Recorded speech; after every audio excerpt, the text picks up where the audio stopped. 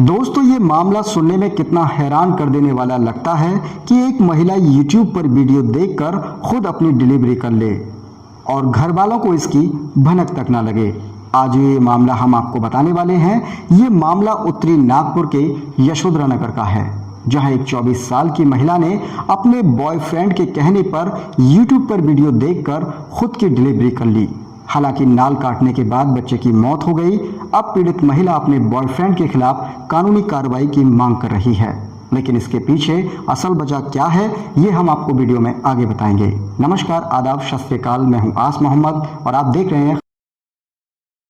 दोस्तों, अब आपको इस मामले की पूरी सच्चाई बताते हैं। दरअसल उत्तरी नागपुर के यशोधरा नगर की रहने वाली 24 साल की महिला आलिया ने जब अपने पिछले 5 साल की जिंदगी के बारे में बताया तो ये बेहद ही चौंकाने वाला था। दरअसल वर्ष 2016 में नागपुर के ही रहने वाले सोहेल बहाब नाम के शख्स से उसकी मुलाकात होती है, जिसके बाद आलिया और सोहेल बहाब के बीच ये मुलाकात धीरे धीरे दोस्ती और फिर प्यार में बदल जाती है।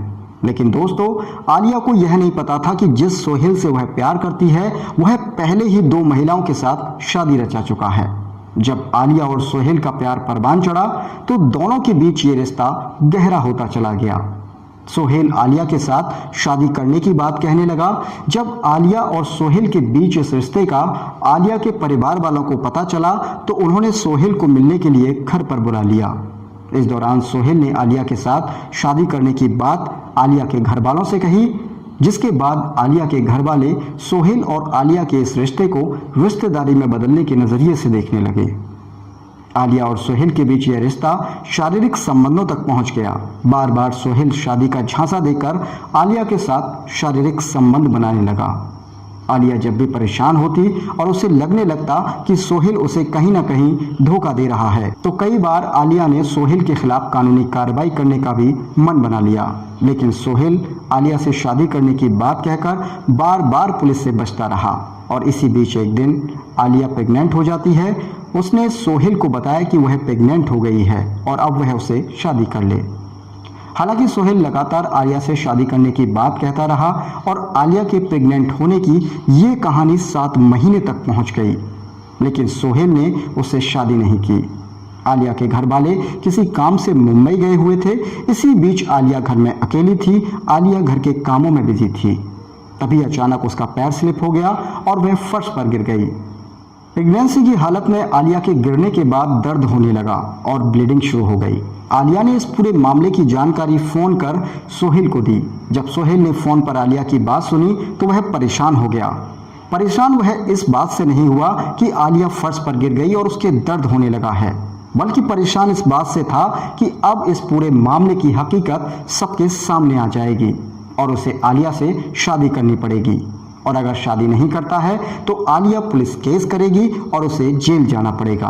सोहेल ने मन ही मन एक प्लान बना लिया और आलिया से कहा कि वह YouTube पर वीडियो देखकर खुद की डिलीवरी कर ले। अभी वह किसी बहुत ज़रूरी काम में बिजी है, इसलिए वह घर नहीं आ सकता। आलिया का दर्द बढ़ता ही जा रहा था और उस वक्त उसने किसी परिजन को भी फ़ोन नहीं किया।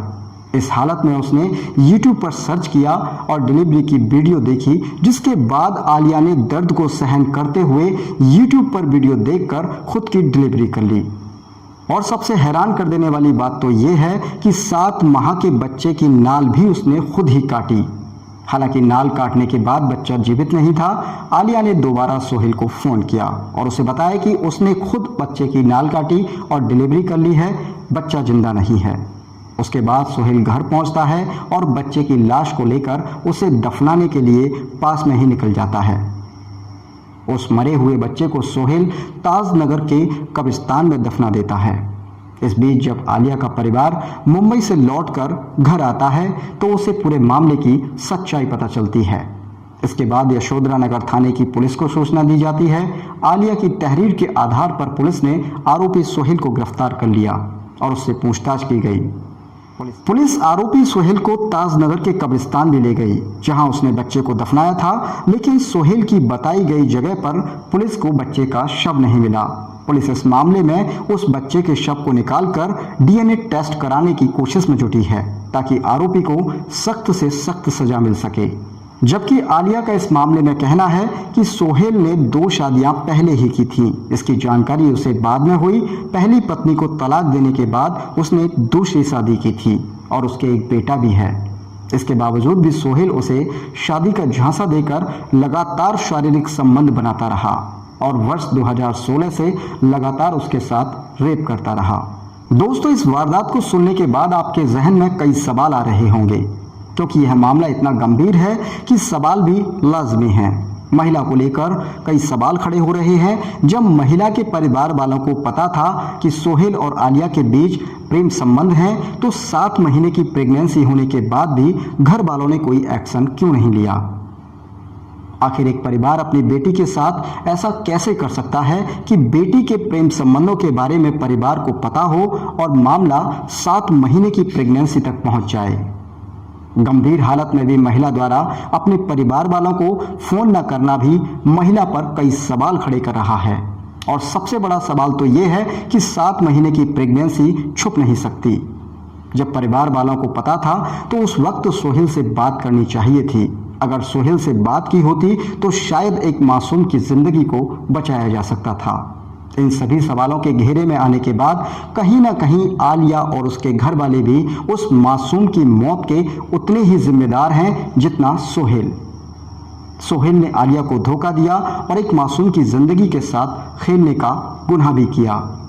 इसके लिए उसे सख्त से सख्त सजा मिलनी चाहिए।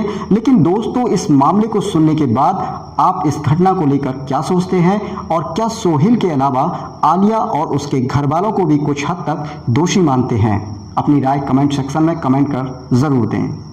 नमस्कार।